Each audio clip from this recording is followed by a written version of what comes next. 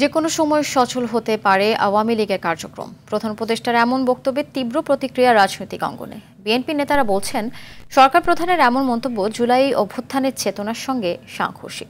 বিচারিক প্রক্রিয়ার মধ্য দিয়েই দলটির রাজনৈতিক ভাগ্য নির্ধারণ চায় বিএনপি। রুদ্র রফিকের রিপোর্ট।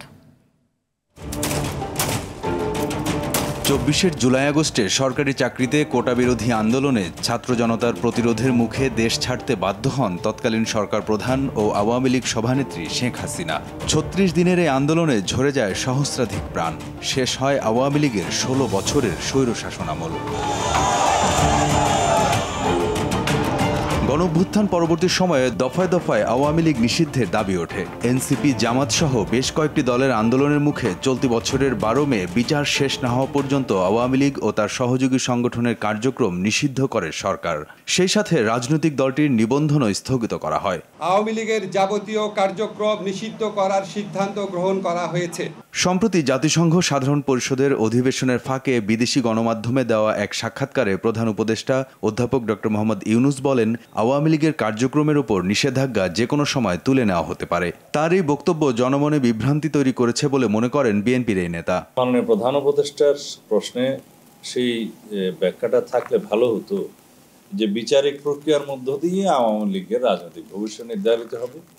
নির্বাচন কমিশন তার রেজিস্ট্রেশন বাতিল করেছে বা সাসপেন্ডেড করেছে এবং সরকার সন্ত্রাস বিরোধী আইনের মাধ্যমে আওয়ামী লীগের রাজনৈতিক কার্যক্রম নিষিদ্ধ ঘোষণা করেছে।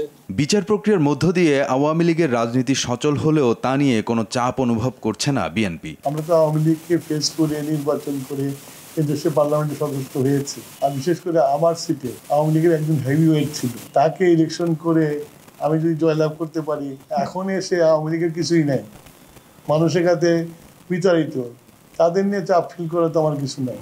জুলাই গণ অভ্যুত্থানের চেতনা ধারণ করলে প্রধান উপদেষ্টা এমন মন্তব্য করতে পারেন না বলে মনে করেন বিএনপির এই জ্যেষ্ঠ নেতা। বৈষম্য বিরোধী ছাত্র জনতার যে অভ্যুত্থান, গণ অভ্যুত্থান, এটাকে যদি বিশ্বাস করে এই সরকার, তাহলে এই ধরনের মন্তব্য করতে পারে না। শুধু জুলাই আগস্ট নয়, বিগত ১৬ বছরের কৃতকর্মের দায়ে দল হিসেবে আওয়ামী লীগের বিচার দাবি করে আসছে বিএনপি। আওয়ামী লীগকে রাজনৈতিক দল হিসাবে বিচারের আওতায় নিয়ে আসার জন্য আমাদের দাবি ছিল সর্বাগ্রে।